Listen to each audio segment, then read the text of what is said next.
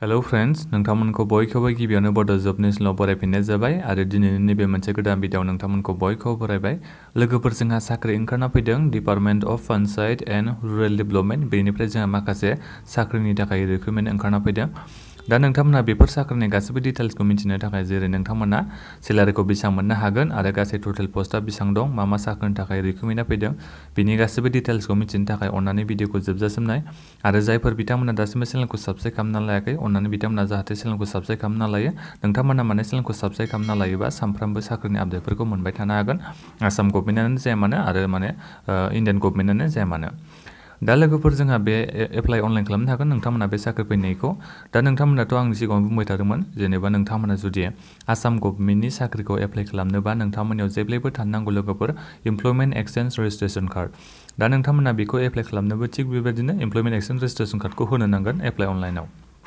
दा बेनिखायनो नोंथांमोना जुदि सोरबाफोर इमप्लयमेन्ट एक्सचेन्ज रेजिस्ट्रेसन कार्डखौ बानायना लायाखैबा गिबियावनो अन्नानै सानसेयावनो बानायना लाबोनो हायो। इमप्लयमेन्ट एक्सचेन्ज डिस्ट्रिक्टनि इमप्लयमेन्ट एक्सचेन्ज अफिसाव थांनानै नोंथांमोना बेखौ बानायना लाबानो जाबाय। गासिबो माने नोंनि इडुकेसनेल क्वालिफिकेसननि गासिबो डिटेल्सफोरखौ लांनो नांगोन, माने डकुमेन्ट्सफोरखौ नोंथांमोना लानानै इमप्लयमेन्ट एक्सचेन्ज रेजिस्ट्रेसन अफिसाव थांनानै बेखौ कार्डखौ बानायना लाहैबानो जाबाय। दा आङो बेहाय फैनोसै जा बे साख्रिनि डिटेल्सखौ नोंथांमोननो खोन्थानि। फार्स्ट नामानो जाबाय बिथिं दङ नेम अफ द पस्ट, माने साख्रि नामा जोंहा मोननै साख्रि नामनि थाखाय जा रिक्रुटमेन्टआ फैदों नालाय। फार्स्ट नाम्बार दङ जोंहा ग्रेड 4, माने ग्रेड 4आव जोंहा पिअननि थाखाय साख्रिया फैदों, पिअन इन द अफिस अफ द कमिशनार पानचायत एन्ड रुरेल डेभेलपमेन्ट हेडक्वार्टार, माने जोंहा पिअन पस्टनि थाखाय साख्रिया फैदों। दा लोगोफोर जोंहा बे पिअन पस्टनि थाखाय गासै टटेल पस्टआ 27था दङ होनना बे बुंदों, 22था गासै जोंहा साख्रिनि पस्टआ दङ होनना बे बुंदों। दा नोंथांमोना बे ग्रेड 4 पिअन पस्टनि थाखाय सेलारिखौ मोननो हागोननो 12,000, माने 12,000निफ्राय नोंथांमोननि सेलारिया जागायगोन, ओमफ्राय 12,000निफ्राय सेलारिया जागायनानै बारायलांगोन आरो माने 52,000सिम नोंथांमोननि सेलारिया बेहाय जाहैगोन होननानै बे बुंखादों। दा बिनिफ्राय लोगोफोर दा नोंथांमोना बे सेलारिजों अनगायैबो ग्रेड पे हिसाबै 3,900खौ नोंथांमोना मोननो हागोन होनना बे बुंखादों। आरो बे ग्रेड पेनि अनगायैबो आरोबाव नोंथांमोना एलाउन्स मोननो हागोन, जेरै आदार एलाउन्स होनाय दङ, जेरै नोंथांमोना एलाउन्स माने नोंथांमोना जुदि रुम भाराबो थानांगौ जायोबा एबा गारिफोरजों फैनांगौ जायोबा पेट्रलनि फैसा मोनगोन, बेबायदिनो रुम भारानि फैसाफोरखौबो नोंथांमोना माने गभर्नमेन्टनिफ्रायनो मोननो हागोन आरो जेरै माने ओंखामफोर बायनानै जानांगौबा माइरंफोर बायनानै जानांगौबा बेफोरखौबो माने होफानाय थायो आरो माने आदार एलाउन्स, माने एलाउन्सआव नोंथांमोना बेफोरखौ सेलारिनि अनगायै मोनफानाय जायो आरो लोगोफोर। ओमफ्राय जोंहा बे सेकेन्ड नाम्बाराव दङ जोंहा लोगोफोर ग्रेड 4 PRI लेभेल, बे जाबाय मोनसे साख्रि नामा लोगोफोर। दा बे ग्रेड 4 PRI लेभेल साख्रिनि थाखाय जोंहा गासै टटेल पस्टआ दङनो लोगोफोर 350था जोंहा गासै साख्रिनि पस्टआ बे दङ होनना बे बुंखादों। दा नोंथांमोननि थाखाय बे ग्रेड 4 PRI लेभेलनि बे 350 पस्टनि थाखायबो नोंथांमोना सेलारिखौ नैबे सेम टु सेमानो मोनगोन, नैबेजों 12,000निफ्राय जागायनानै 52,000सिमानो, बेबो माने सेमानो आरो माने सेलारिया नोंथांमोना एखेखौनो मोननो हागोन होनना बे बुंदों मोननै पस्टनि थाखायबो। दा नोंथांमोना लोगोफोर बेखौ एप्लाइ अनलाइन खालामनो थाखाय नैबे थांनांगोन www.rural.assam.gov.in, बेहाय थांनानै नोंथांमोना एप्लाइ खालामनो हागोन।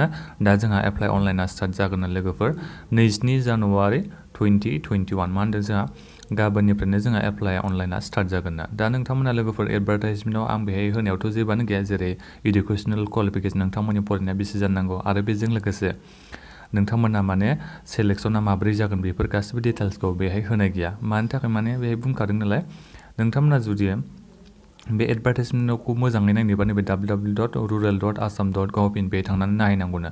आं बेहाय नायहैदोंमोन नाथाय लोगोफोर आपडेटखौनो होआखै, माने बे एडभार्टाइजमेन्टखौ फुरायैनो होआखै। दा बेनिखायनो आं माने सानो दिनैफोर बे एडभार्टाइजमेन्टखौ फुरायै होगोन होननानै। जुदि आं बे एडभार्टाइजमेन्टखौ फुरायै मोनो अब्ला नोंथांमोना आङो आंनि बड' जब निउस चेनेलनि माने मोनसे वाट्सएप ग्रुप दङ नालाय, बेहाय आं नोंथांमोननो आपडेट होगोन। आरो जायफोर नोंथांमोना दासिमबो बड' जब निउस चेनेलनि वाट्सएप ग्रुपखौ जइन जायाखैबा जाबानो जाबाय, जाहाथे नोंथांमोना माबाफोर कुइसन सोंनोबाबो सोंहरनो हागोन आरो आंनि वाट्सएपआव। ओमफ्राय लोगोफोर दा एप्लाइ अनलाइनाथ' जोंहा गाबोननिफ्राय स्टार्ट जागोन ना, ओमफ्राय मिन्थिया आरो जायखिजाया गाबोननिफ्राय जागोन होननानै बे बुंदों, नाथायबा मालाबा डिलेबो जायो नालाय, लेटबो जायो। ओमफ्राय लास्ट डेटआ जाहैबाय एप्लाइ अनलाइननिया फेब्रुवारिनि 10 थारिखआव जोंहा एप्लाइ अनलाइनखौ लास्ट डेट लानाय जादों, बेहाय होदों आरो नोंथांमोना नैबे बे पानचायतनिफ्राय फैनाया। 10 थारिखनि माने फेब्रुवारिनि 10 थारिखआव जोबहैगोन।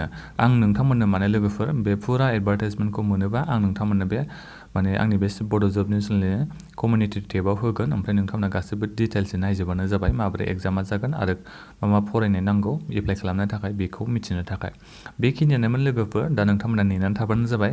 अनलाइन एप्लाइथ' गाबोननिफ्रायसो स्टार्ट जागोन नालाय आं एप्लाइ अनलाइननि जुदि गाबोननो एक्टिभ जायोबा एप्लाइ अनलाइना आं नोंथांमोननो शेयार खालामगोन वाट्सएप ग्रुपआव आरो बेजों लोगोसे आङो माने बे भिडिअनि डिसक्रिपसनावबो एप्लाइ अनलाइन लिंक आरो माने एडभार्टाइजमेन्ट लिंकखौबो होनानै होगोन गाबोननो।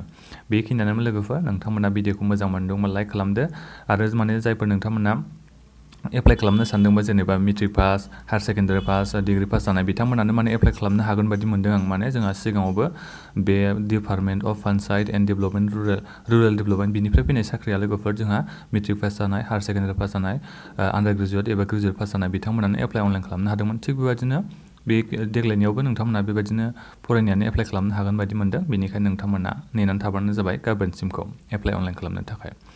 दा नोंथांमोना भिडिअखौ मोजां मोनदोंमोन लाइक खालाम आरो अननानै नोंथांमोना भिडिअखौ जाहाथे लोगोफोरनो शेयार खालामना होबानो जाबाय जाहाथे बिथांमोनाबो मिथियो।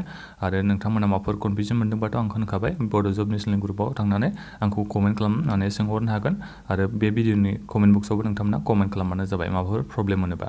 बेखिनियानोमोन। गोजोन्थों लोगोफोर।